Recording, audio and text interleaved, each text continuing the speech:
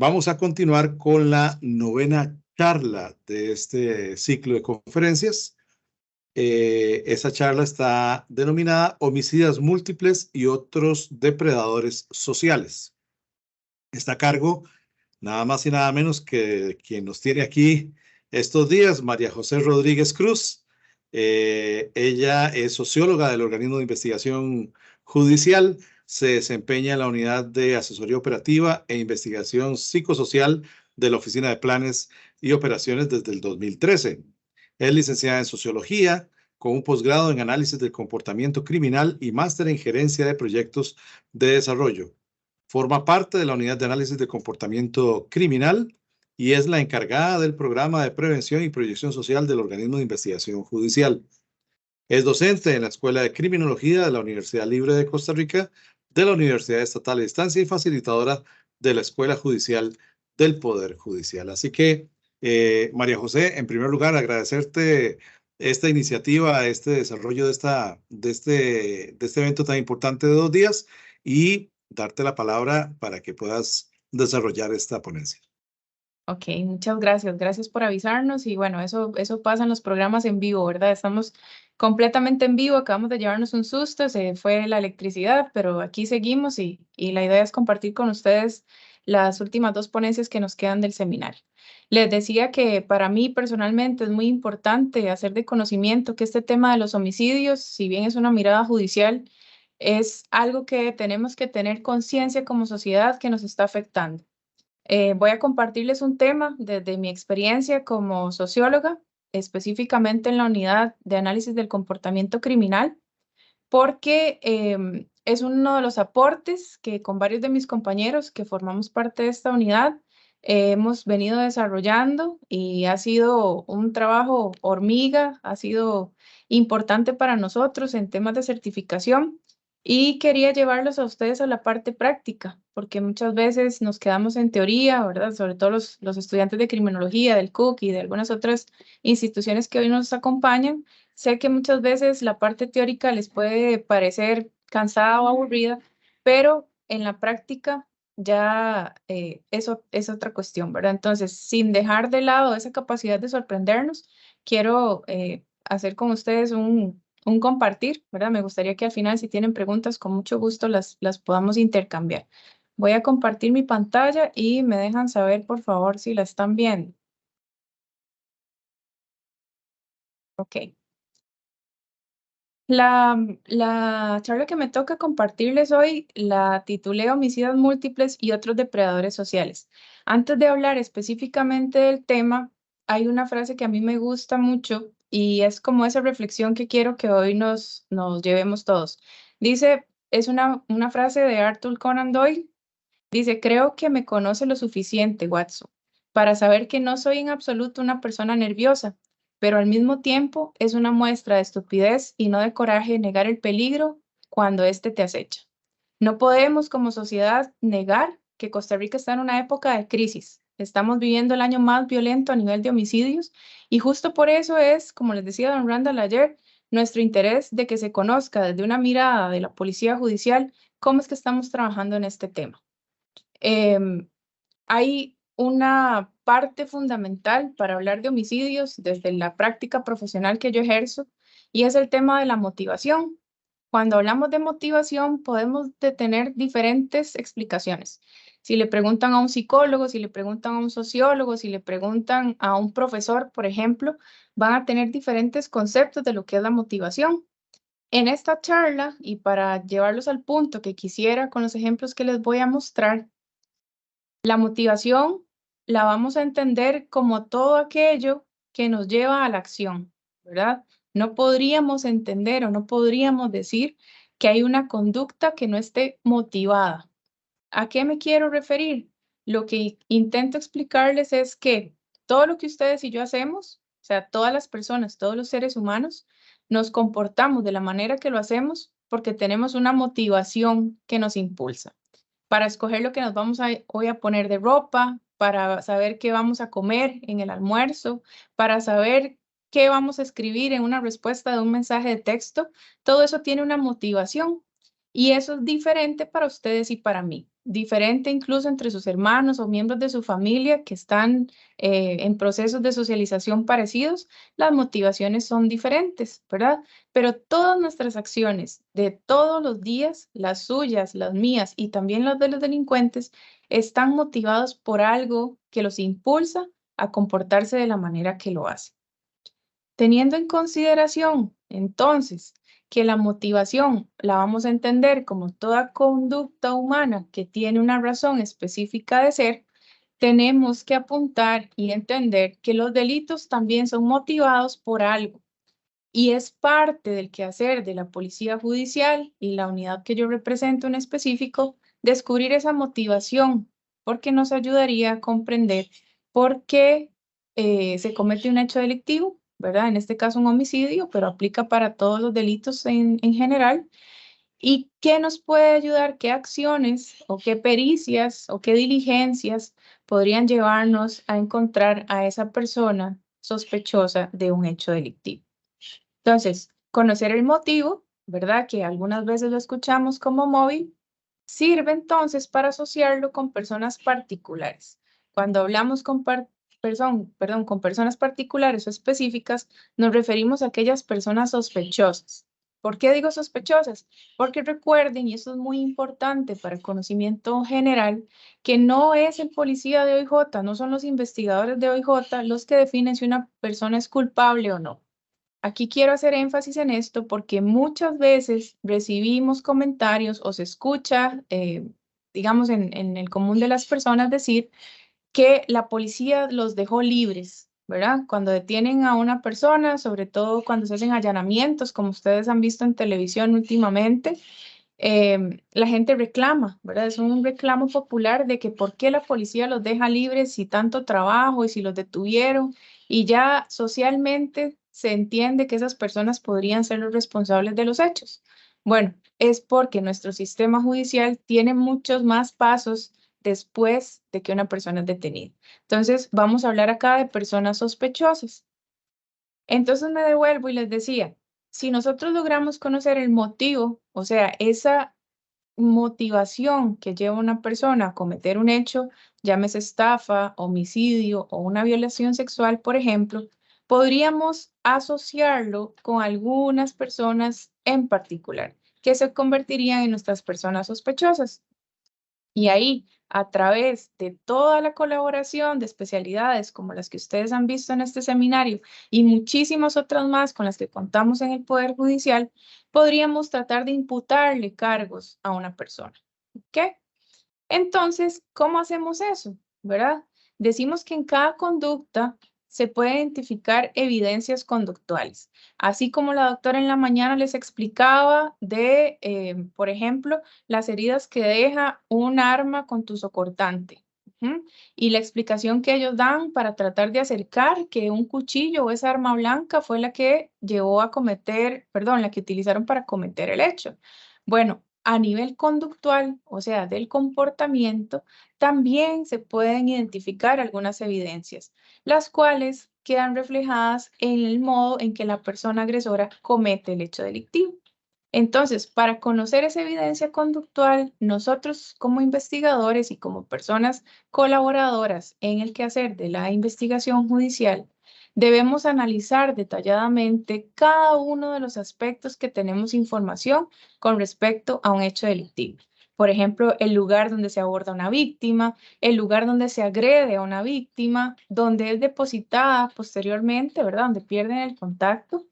El tema de reconstruir el hecho, ya sea por entrevistas, por cámaras, por algún testimonio de alguna persona que estuviera cerca del hecho, también por algunas características que quedan en la agresión en sí y a veces también cuando tenemos víctimas sobrevivientes, a partiendo también de la forma en que interactuó esa persona con la víctima. Cuando les hablo de evidencia conductual, vamos a entender, por favor, que va a ser cualquier acto, pero también cualquier omisión que sea indicativa de una conducta. Cuando ustedes les mandan un mensaje de texto, una persona que no nos cae muy bien y dejamos en visto ese mensaje, es una omisión, ¿verdad? Ustedes me podrían decir, yo no hice nada, Sí, exactamente. Eso es una omisión de comportamiento. Pero usted está decidiendo y está motivado a no responder ese mensaje por algo en particular, ¿verdad? Entonces, un dejar en visto a una persona podríamos tomarlo como un buen ejemplo de una evidencia conductual por omisión, ¿verdad? El no prestar ayuda, el no llamar al 911, esas son cosas que pueden tomarse como ejemplos de omisión. Y las actuaciones son tal vez más fáciles de visibilizar, ¿verdad? Son aquellas conductas que yo realizo. Entonces, llamar por teléfono para seguir con el ejemplo del teléfono o responder ese mensaje o utilizar algún emoji en particular, ¿verdad? A veces intencionalmente decidimos responder con un corazón o con un beso y no con una manita, ¿verdad? Eso tiene una motivación, eso es una explicación de evidencia conductual. Entonces, cuando hablamos de evidencia conductual, decimos que si no hay conducta, no hay delito. ¿Por qué? Les decía que la conducta es todo aquello que hacemos o omitimos hacer. Ujú. Si no hay alguien que se comporte de una manera delictiva, no podríamos hablar de la consecución de un delito. ¿Mm? Entonces, a nivel de investigación judicial, que es lo que a nosotros nos corresponde abordar el día de hoy, tenemos que tener en cuenta que esa evidencia se trata muy similar a una evidencia física. ¿En qué sentido? Debemos identificarla, que a veces no es tan sencillo, sobre todo las partes de omisión. Tiene que ser documentada y recogida de manera que pueda ser utilizada posteriormente en el proceso judicial. Tiene que ser individualizada, podría ser comparada y a veces también reconstruida, dependiendo de la información que tenemos. ¿Ok? Requiere, eso es muy importante, ser tramitada conforme al método científico, porque recuerden que todas las acciones que la Policía Judicial que yo represento hoy tiene que tener un fundamento que permita al investigador defender esta situación en juicio. Entonces, se requiere de ese rigor metodológico para que las conclusiones tengan valor en el proceso judicial. Por eso es tan importante que las personas se certifiquen y se capaciten en temas que tienen que ver con el trato de la evidencia conductual.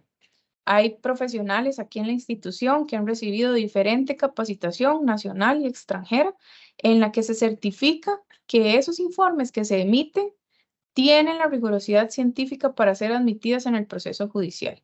Entonces, eso es muy importante rescatar y tomar en consideración para las personas que están cerca de ejercer su profesión. Especialmente me refiero a las personas que ahorita están desarrollándose como profesionales en criminología, en criminalística, pero también mucho a las personas en psicología y en otras ciencias sociales que están interesadas en abordar este tipo de especialidades. ¿De dónde sacamos las fuentes? ¿Cuáles pueden ser algunas fuentes de esta evidencia conductual o de dónde podríamos obtenerlas? Bueno, se obtienen de diferentes fuentes y aquí les menciono por lo menos 4. Unas podrían ser las declaraciones, ¿verdad? De personas que intervienen en procesos de indagación, alguna víctima, sobreviviente, algún testigo de los hechos, e incluso podemos observarlas en las declaraciones indagatorias de las personas sospechosas, que si bien son manifestaciones libres, ¿verdad? Y que podrían eventualmente decirse, nos da a nosotros también argumentos para sacar algunas hipótesis o conclusiones o líneas de investigación que puedan guiar a los investigadores que nos solicitan colaboración. ¿De dónde sacamos también evidencia conductual? Pues de las evidencias físicas, ¿verdad? Eso nosotros los encontramos plasmadas en los informes de profesionales como el biólogo que ustedes vieron ayer, de la doctora y todos sus compañeros en patología y de un sinfín de profesionales que tenemos aquí en el organismo de investigación judicial. Además, en la escena del delito, ¿verdad? En la escena del hecho o en los sitios que pueden ser, como les mencionaba antes, de abordaje o de consumación del hecho, en algún sitio que haya sido utilizado para trasladar, ¿verdad? A la persona, en el sitio específico de depósito, sobre todo cuando hablamos de homicidios, ¿verdad? Que es donde se encuentra el cuerpo de esa víctima o los cuerpos, y también algo que dejamos a veces por fuera, o más bien se enfoca mucho la gente, ¿verdad? Pueden pasar los dos extremos, es en el cuerpo de las víctimas. Ahí encontramos también muchísima evidencia conductual. Y otra parte muy importante es en el tema de la victimología. la historia de vida, las relaciones, las características físicas de cada una de las víctimas nos puede llevar también a entender por qué se convirtió en la víctima de un hecho delictivo. Y ahí encontramos también evidencia conductual. Un caso muy clásico, digamos, o típico que se utiliza en las universidades para explicar el tema de victimología es el homicidio en serie Ted Bundy, ¿verdad? Que han salido películas y series al respecto, pero una de las características que se menciona en casi todas sus historias biográficas es que él seleccionaba a sus víctimas por una característica física en particular o algunas características que las asemejaban a una pareja sentimental que había tenido. Bueno, conocer estas características particulares lo hacemos a través de la victimología forense. Y eso nos lleva a conocer algunos aspectos que pueden ser propios o particulares de la persona agresora. ¿Por qué la seleccionó? ¿Verdad? ¿Por qué fue esta persona y no la otra? ¿Fue de oportunidad? ¿Fue en el momento nada más que coincidieron en espacio y tiempo? Bueno, al reconstruir victimología podríamos decir esas conclusiones. Cuando hablamos de conductas delictivas, tenemos que entender que estas a veces pueden ser conscientes o inconscientes. En este tema hay mucho más apoyo de la parte psicológica, de nuestros profesionales en psicología, que nos ayudan a entender esto, porque probablemente para ustedes y para mí sea más fácil comprender lo que hacemos de manera consciente, ¿verdad? Lo que racionalmente nos disponemos a hacer. Pero el inconsciente o la parte que no tenemos tan clara en nuestro actuar también es una parte fundamental al analizar los hechos delictivos. Nosotros, como les decía, consideramos tanto las acciones como las omisiones y hay varias clasificaciones, pero yo voy a usar dos para darles calificativos a estas conductas delictivas. Les voy a hablar del modo de operar, ¿verdad? Que vamos a entender el modo de operar como aquella ejecución con éxito del delito. O sea, son las cosas que la persona hace, la persona delincuente hace para cometer con éxito el hecho delictivo.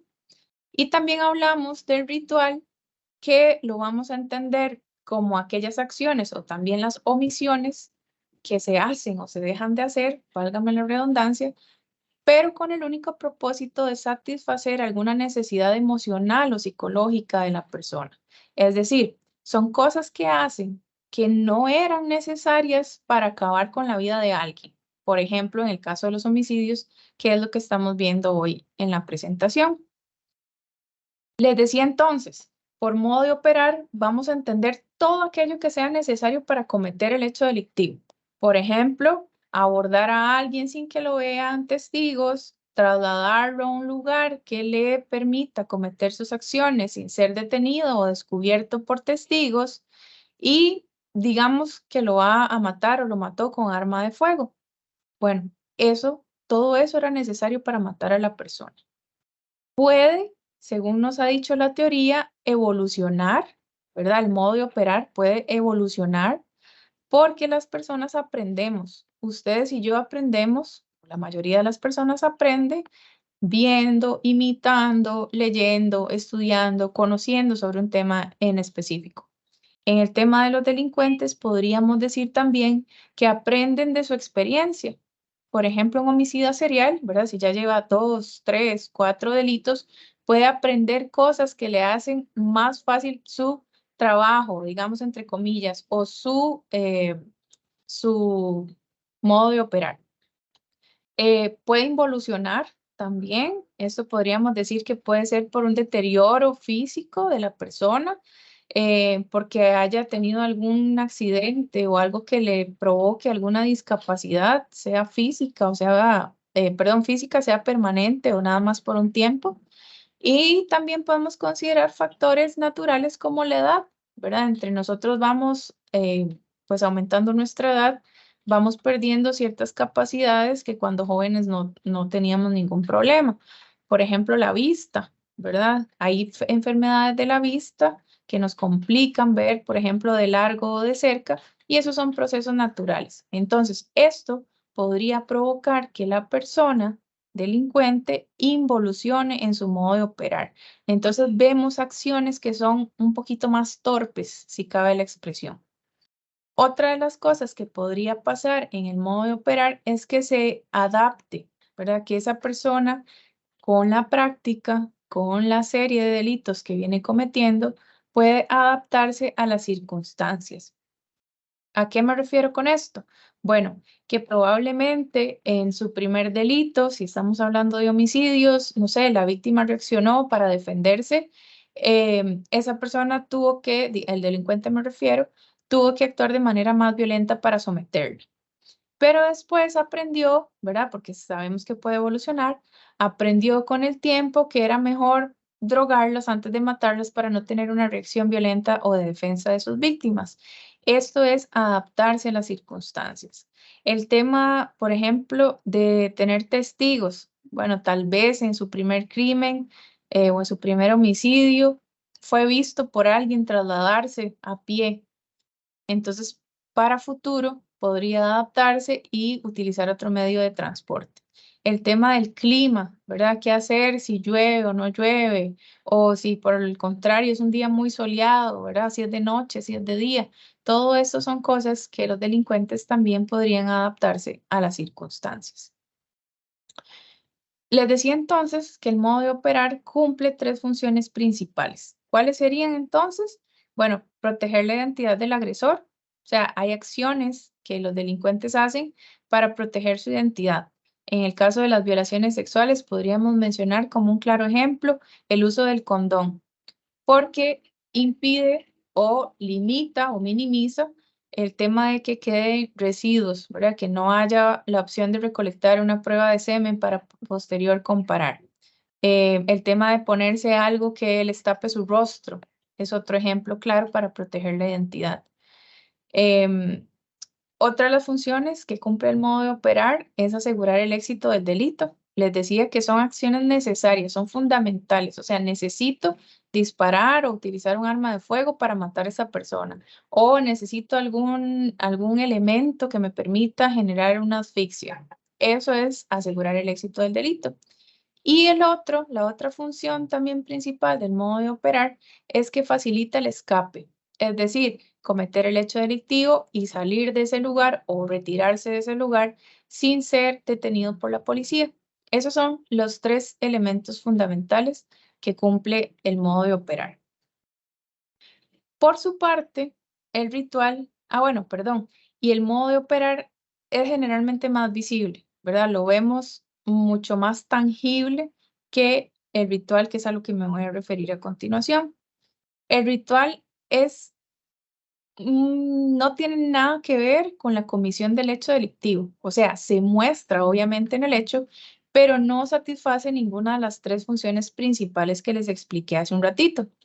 El ritual dice que es un patrón distintivo de conductas que tiene esa persona agresora, pero que son particulares a ese individuo. Y se hace nada más con la intención de satisfacer necesidades emocionales y psicológicas. Entonces vean la diferencia. Una es para cometer el hecho, el modo de operar, y la otra es para satisfacer necesidades emocionales y psicológicas. Es decir, que los rituales no son necesarios. Esa es la gran diferencia. No son necesarios en la comisión de un hecho delictivo. Y entonces no cumplen, por lo tanto, ninguna de las tres funciones que les acabo de mencionar, como son proteger la identidad, cometer el delito y lograr un escape satisfactorio. Solo son necesidades íntimas de la persona agresora. Entonces, ustedes podrán imaginar que no es tan sencillo identificar un ritual. No es tan fácil. Hay gente que habla de la firma, ¿verdad? También de un delincuente, que es un concepto ampliamente discutido y todavía no necesariamente consensuado. Bueno, no es como la película del zorro, ni como esas películas donde encontramos que dejaba necesariamente una marca visible. Los rituales generalmente no son tan claros de identificar y por eso la importancia de tener diferentes profesionales formados en diferentes áreas o disciplinas que nos ayuden a entender por qué la gente se comporta de la manera que lo hace. Una característica importante del ritual es que necesariamente implica pasar más tiempo con la víctima. ¿Por qué? Porque si les dije que solamente quería matarlo, era más rápido o es más rápido utilizar un arma de fuego, ¿verdad? Pero si hay algunas acciones que obedecen al ritual y quiere, por ejemplo, no sé, bañar a la víctima, peinarla de cierta forma o dejar el cuerpo dispuesto de alguna manera en particular, eso implica más tiempo. Y si implica más tiempo, también aumentan las probabilidades de ser descubierto por la policía o por algún testigo, ¿verdad? Entonces, vean lo importante de tratar de identificar estas acciones o estas conductas, que era lo que les estaba explicando al inicio. El ritual está compuesto teóricamente por tres partes o tres elementos básicos, que es la fantasía previa, ¿verdad? Es probable que esa persona agresora haya fantaseado, haya soñado, se haya imaginado cómo sería, digamos, en este caso de homicidios, matar a alguien.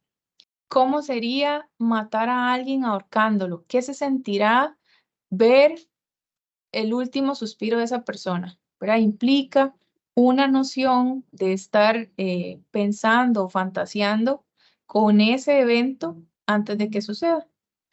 Otro de sus componentes o de sus elementos básicos son las emociones que espera sentir al materializar esa fantasía.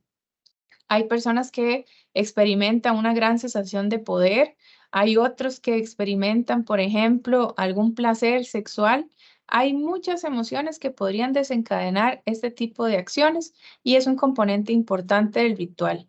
Conocerlos o tratar de identificarlos en hechos delictivos como los homicidios es sumamente importante para poder acercar a una menor cantidad de personas sospechosas. Entonces, el tercer factor, les digo, son los procesos motivacionales que impulsan a querer convertir la fantasía en realidad.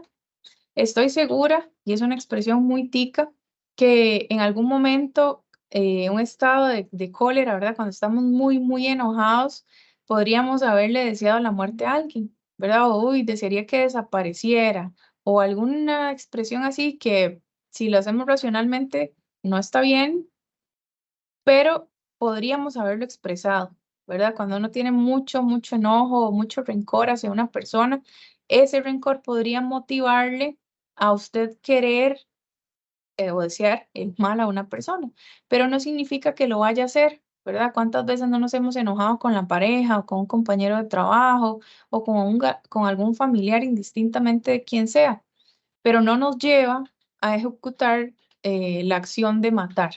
Entonces, esos procesos motivacionales hay que también conocerlos para saber por qué logran trascender de esa fantasía, ¿verdad? Que venimos hablando, allá la consecución plena del hecho delictivo.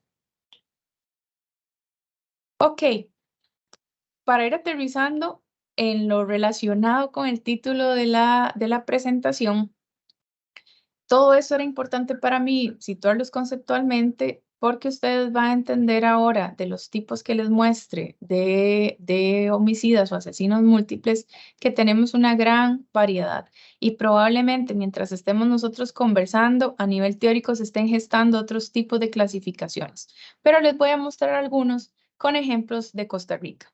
Entonces, ¿qué vamos a entender por un asesino múltiple? Igual, hay diversidad de criterios, pero acá nosotros vamos a considerarlos como aquellos asesinatos o aquellos hechos delictivos o aquellos asesinos que tienen dos o más víctimas.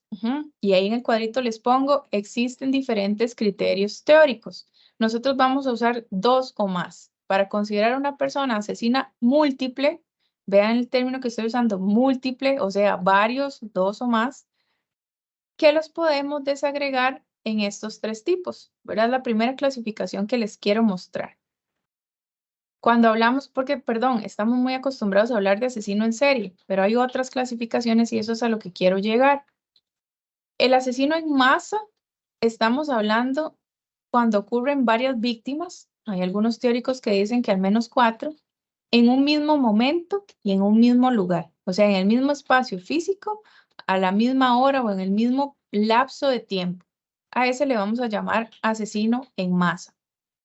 Hay otro tipo, que es el asesino itinerante, y este igualmente tiene varias víctimas, pero es en un mismo momento emocional, pero en diferentes lugares. Es cuando la gente dice que estaba en un rush de energía violenta, por decirles un caso, ¿verdad? Entonces son estas personas que tienen diferentes víctimas, pero van desplazándose de un lugar a otro. Lo que pasa es que emocionalmente esa persona está en su mismo desequilibrio, por decirlo de alguna manera. Y el asesino en serie, que es el que mayormente conocemos, que son varias víctimas en diferentes momentos, ¿verdad? Emocionales, pero y de tiempo también, y además en diferentes lugares físicos. O sea, no están todos concentrados en una casa o en alguna escuela o en algún sitio en particular. Y de estas tres desagregaciones que les acabo de mostrar, tenemos también algunos ejemplos acá en Costa Rica, ¿verdad? Antes de mostrárselos, sí tengo que decirles que no hay un único perfil de un asesino múltiple. Si esto fuera así, sería muy fácil para nosotros porque tendríamos una lista de verificación o una lista de chequeo donde iríamos consignando las características que cumple y así definir o no si es digamos, si es propenso a hacerse, a convertirse en asesino múltiple. Y una de las cosas que fundamenta que no haya un perfil específico es que las metas, entre comillas se las pongo, o las motivaciones de cada uno varía e incluso pueden integrar o combinar diferentes propósitos.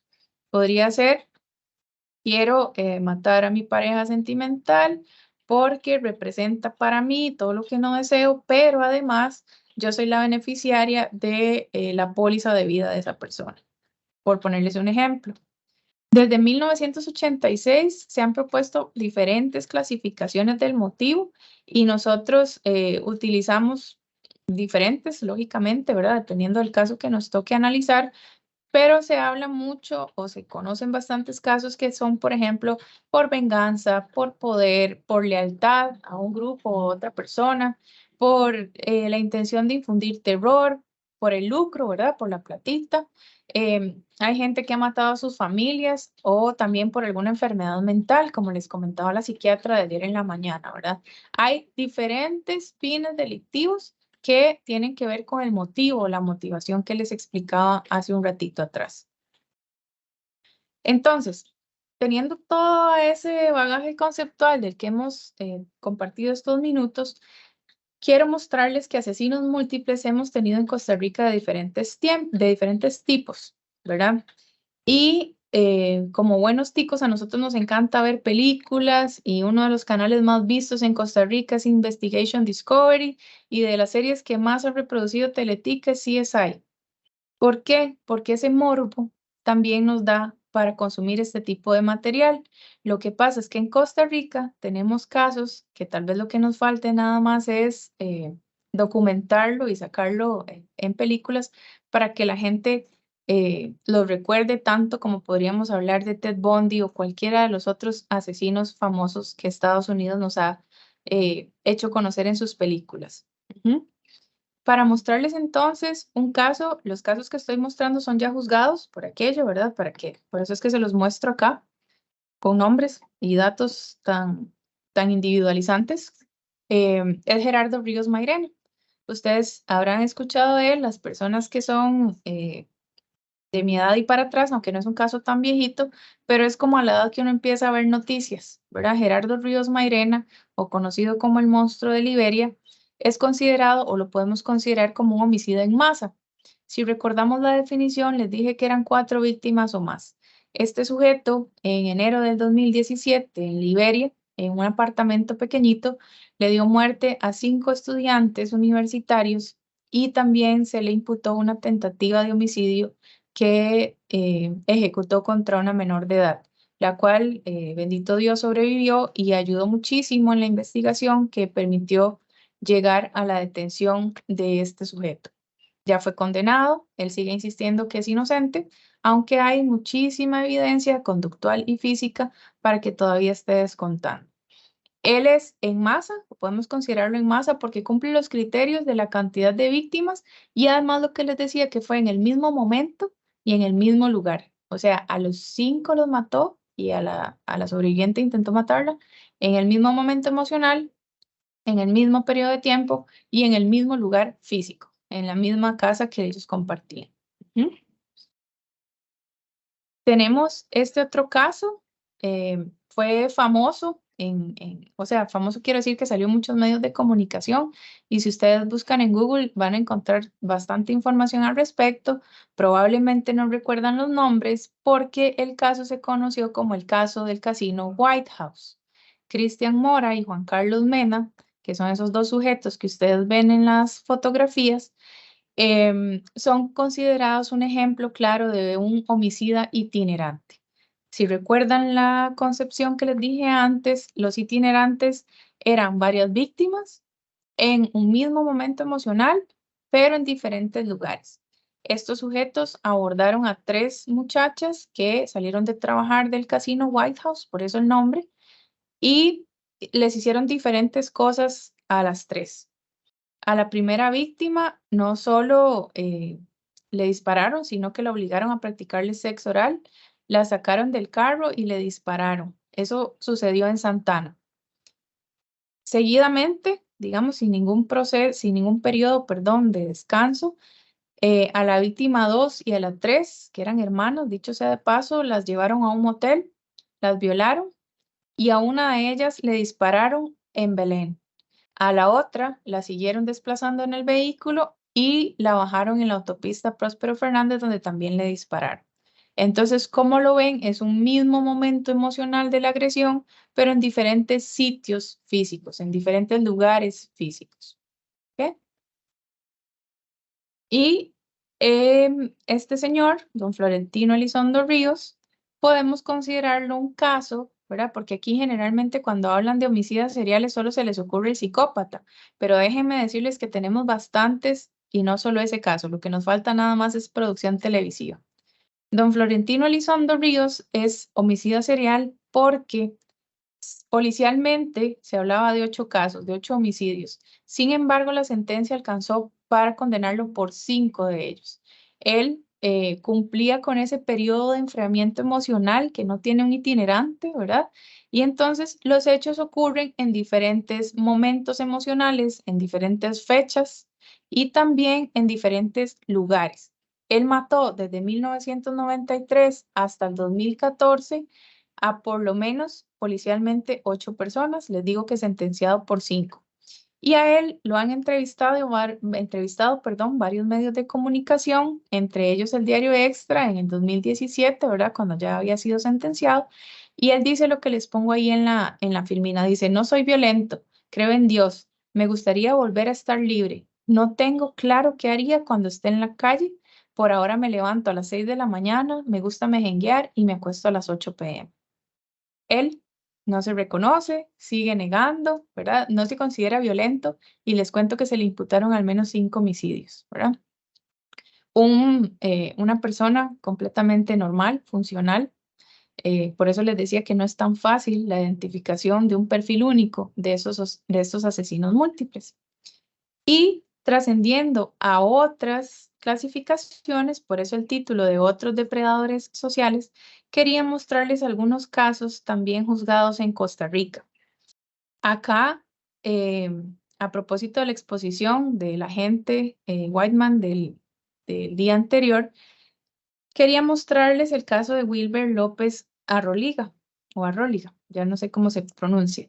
Él es considerado un familicida. Ayer hablamos o escuchamos, perdón, de filicidio materno. Bueno, él es considerado un familicida porque en enero del 2004 mató a 3 de sus 5 hijos, además hirió a su exesposa, que en ese momento estaba embarazada, y al cuñado. Después de cometer todas estas agresiones, se suicidó. Tenía al momento de los hechos 34 años y había sido denunciado 5 veces por agresión. Esto me recuerda hacer el comercial de que en OIJ les pedimos a las personas que, como ustedes, están interesados en la seguridad nacional o en la seguridad ciudadana, que utilicen los diferentes medios que tenemos para interponer denuncias o para brindar información confidencial. Vean lo que les pongo ahí en la nota al final de la filmina. Él le escribió una carta a su exesposa, la que les acabo de decir que hirió aún estando embarazada. Él le dijo, no siempre vas a estar rodeada de policías que te cuiden. ¿Por qué? Haciendo alusión a unas medidas de protección que había solicitado. Dice, ahí no podrás librarte de mí. Esa se la había mandado a él, perdón, de él a ella, porque tenía esas medidas de restricción. Entonces, él aprovechó un momento, ¿verdad? Un momento donde mató a 3 niños, la hirió a ella y, como les decía, a un cuñado y después se suicidó. El caso de Minor Macis Artavia, que estoy segura que algunas personas lo recordarán por nombre, pero muchas otras lo que pueden recomendar es recordar es cuando hablamos de Comandante Cobra. Fue o es considerado un pseudocomando, ¿verdad? En un país como el nuestro, que somos democracia, que somos caracterizados por paz y por no tener enfrentamientos violentos, esos casos no son tan comunes, pero sí hemos tenido. Él y un grupo de oficiales de lo que anteriormente se llamaba la Guardia de Asistencia Rural, que es lo que ahora podemos considerar como parte de fuerza pública, violaron a 2 mujeres y mataron a 2 hombres de la población indígena. En ese tiempo, les estoy hablando del 92, ellos fueron detenidos, ¿verdad? Y se les impusieron varios años de cárcel. Ya los 2 señores que ven en la foto y el subjefe de ese comando Cobra, eh, ya salieron de la cárcel, algunos con beneficio, y él en específico fue vuelto a detener por involucrarse otra vez en un grupo paramilitar. Si esto recuerdan, hace unos añitos atrás, 4 o 5 años, en el 2019, él volvió a ser noticia nacional. Otro de los depredadores sociales, de los que incluyo en la presentación, son las personas que se dedican al sicariato, ¿verdad? La motivación es otra, no es nada que tiene que ver con algún deseo sexual, por ejemplo, que a veces lo vemos materializado en un homicidio. El sicariato, por su parte, implica la contratación de un servicio, ¿verdad? Son personas que se dedican, entre comillas, profesionalmente a matar a otros a cambio de dinero, o a veces por orden, digamos, de alguna jefatura de su organización delictiva que les permite mostrar cierto estatus y también cierta lealtad a la organización. Otro de las clasificaciones, perdón, o de los ejemplos de las clasificaciones que hay de depredadores de los depredadores sociales, perdón, es el caso de Juan Carlos Ledesma Sánchez. Él también fue muy mediático en el 2005, hizo un incendio o provocó un incendio en el Hospital Calderón Guardia. Él era asistente de pacientes en esa misma institución y a raíz de su actuar murieron 19 personas, entre ellas 3 enfermeras que estaban en su turno laboral y algunos pacientes con situaciones de salud mucho más complicadas que les impedían levantarse por sus propios medios y salir, ¿verdad? Él fue sentenciado a 20 años y, como podrán imaginarse, ya está fuera de nuestro sistema judicial, perdón, de nuestro sistema penitenciario. Este otro, igual, un caso sumamente mediático, don José Orlando Jiménez, fue un guardia en la Embajada de Chile, aquí en Costa Rica, cerca de la oficina en la que laboro, un oficial de seguridad destacado específicamente en esta embajada, y mató al cónsul chileno y a 2 colaboradores de la embajada. Posterior a eso, él se suicidó. Él es un caso ejemplar o típico de lo que consideramos empleado descontento, ¿verdad? No hay tantísimos, gracias a Dios, no hay tantísimos casos como este, pero sí es algo a considerar porque, otra vez les digo, la motivación que lleva a una persona a actuar de manera delictiva es sumamente variada.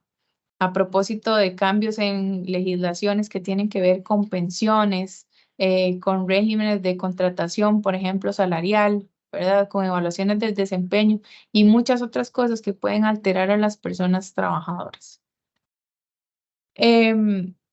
Este caso, el de Erling Hurtado, fue además televisado, ¿verdad? Impresionantemente mediático. es un ejemplo de lo que podemos considerar con fines delictivos, un homicida o un depredador social con fines delictivos. Él es la cara visible de lo que conocimos como la masacre de Monteverde, el 8 de marzo del 2005, en, en Monteverde, en colaboración con sus hermanos, pretendían asaltar la agencia regional de Monteverde del Banco Nacional y pues le salió mal el plan. Terminaron en una situación de retención de rehenes y a raíz de eso murieron 9 personas y hubo aproximadamente 11 personas heridas. Como ven, les he puesto casos nacionales, todos del 2000 para acá, son hechos que lamentablemente hemos tenido que presenciar y trabajar aquí en el OIJ, pero sobre todo que son realidad nacional. Randall Garita fue un caso también muy televisado, es considerado un ejemplo claro de femicidio, ¿verdad? Y él entonces de femicida, porque en noviembre del 2019 mató a su novia de un balazo en la espalda. Y como si no fuera poco ese acto, lo hizo delante de el hijo de ambos que tenía 3 años en ese momento.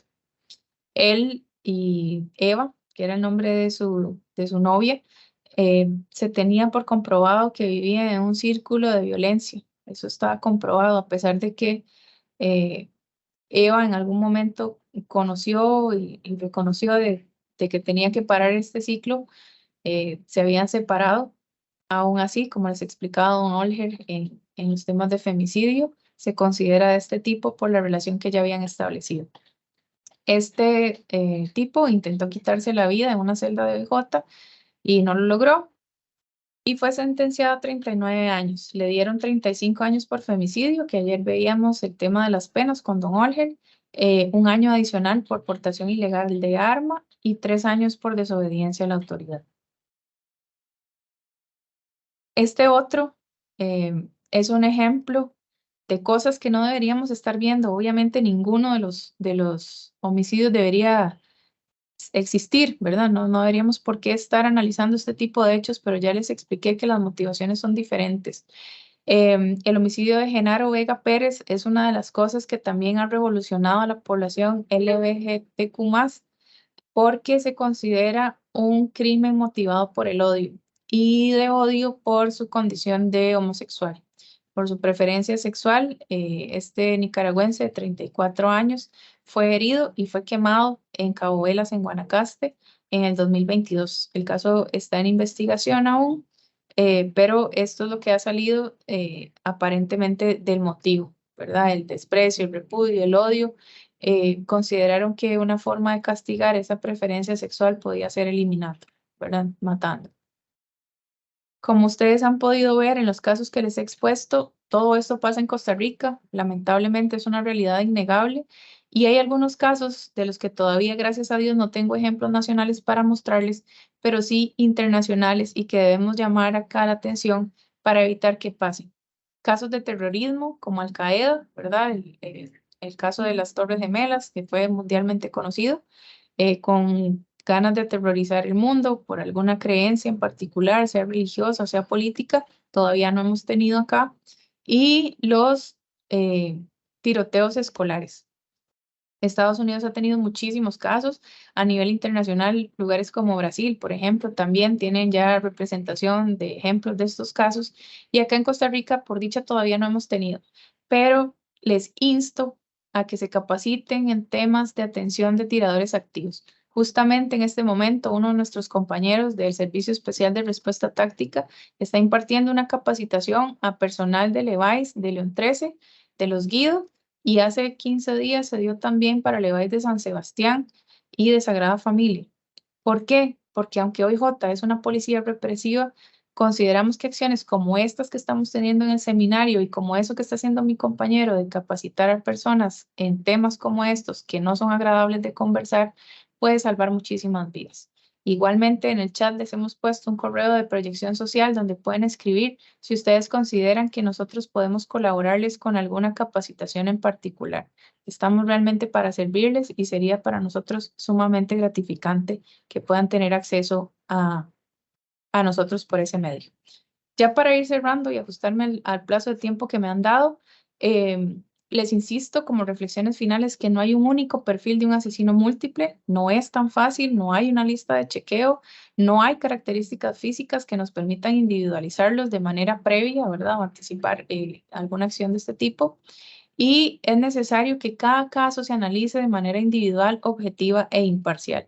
Es un llamado de atención para la Policía Judicial y los demás cuerpos policiales y a las personas que ejercen carreras relacionadas con la seguridad que la imparcialidad y la objetividad prive. Es sumamente importante que no lleguemos al análisis de casos con prejuicios, ¿verdad? Que no sea una condición particular. Los aportes teóricos, si bien son una guía para orientar el análisis, es necesario que agudicemos esas pericias de cada persona investigadora.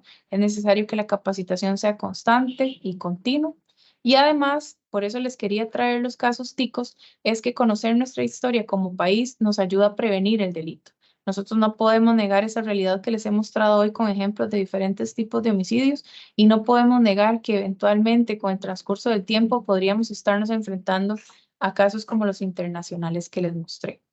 Yo quiero agradecerles muchísimo la atención que me brindaron, estar conectados acá también en estas horas, en estos 2 días. Yo sé que a veces es sacrificado y realmente les agradezco su interés por el tema. Muchas gracias y don José quedo atenta a lo que considere.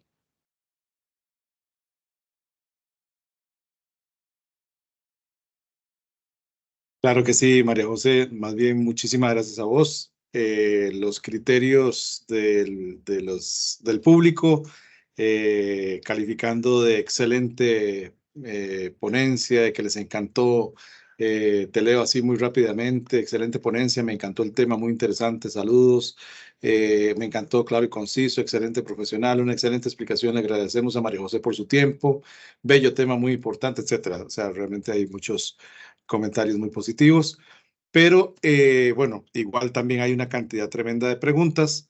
Dentro de ellas hay una que dice, ¿qué se debe estudiar para trabajar en esta unidad de análisis conductual?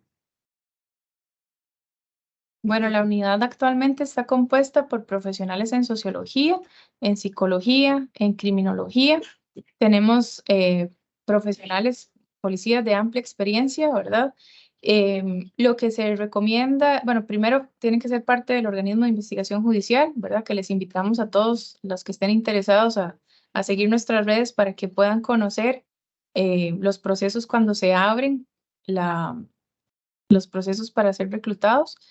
Y lo que nosotros hemos ido haciendo por nuestra cuenta muchas veces y también con apoyo de la institución es certificándonos en herramientas que nos permitan hacer perfilación criminal, por ejemplo, y pues desarrollar esa experiencia práctica que nos da también la posibilidad de trabajar acá en casos tan diversos como los que hemos visto hoy. Excelente. Otra pregunta que también nos plantean, dice, y es muy interesante, dice, ¿qué pasa si se logra comprobar que el imputado tiene algún tipo de fetiche, parafilia, presentes en el DSM-5, considerado trastorno de la personalidad? Bueno, eso es un área que atiende la sección de psicología y psiquiatría, ¿verdad? Como les explicó la doctora Larisa Escalante el día de ayer, eso no es algo que la unidad de análisis del comportamiento determine, porque nosotros no hacemos evaluaciones de las personas, no hacemos evaluaciones de los sospechosos, eso se hace en la sección que doña Larisa les explicó el día de ayer. Eso va a depender del criterio técnico, ¿verdad? De los médicos, de los psiquiatras y pues de lo que considere el juez en el caso particular. Excelente. Otra pregunta que plantearon es, ¿cuál es la diferencia y la imputabilidad entre psicópata y sociópata? Bueno, el tema otra vez de la imputabilidad no es algo que nosotros como unidad de análisis del comportamiento definamos, eso se hace a nivel, lo que decide el juez bajo la recomendación de un psiquiatra o un psicólogo de nuestra sección de patología, perdón, de psiquiatría y psicología. La diferencia es muy amplia, ¿verdad? Daría otra ponencia para hablarles al respecto, pero una tiene que ver más con temas de trastornos psicológicos y otro de sociales, ¿verdad? Entonces, básicamente esa es la gran diferencia, pero en tema de imputabilidad, nosotros no emitimos criterio al respecto. Bueno, excelente, María José, de verdad, muchísimas gracias. Hay muchas más preguntas, muchos más comentarios interesantísimos que en su momento vas a poder ver y que vas a poder responder también. Así que muchísimas gracias. Y bueno, a vos también, la Dirección General del Organismo de Investigación Judicial te agradece y te reconoce este esfuerzo, ¿verdad? Tal y como lo dijo don Randall ayer, muchísimas gracias por este esfuerzo que has hecho. Para servirles, muchas gracias. La verdad, yo muy complacida de saber que hay gente interesada en trabajar en seguridad desde los diferentes ámbitos que nos toca. Así que muchas gracias a todos los que nos acompañan y quedo a disposición. Muchas gracias. Buenas tardes. Muy buenas tardes. Y bueno, vamos a hacer una pausa de unos 5 minutos aproximadamente para la siguiente ponencia que va a estar precisamente a cargo del agente especial supervisor Nathan Whiteman de el Federal de Investigaciones, el FBI de los Estados Unidos. Así que no se nos vayan, quédense con nosotros. En breve regresamos.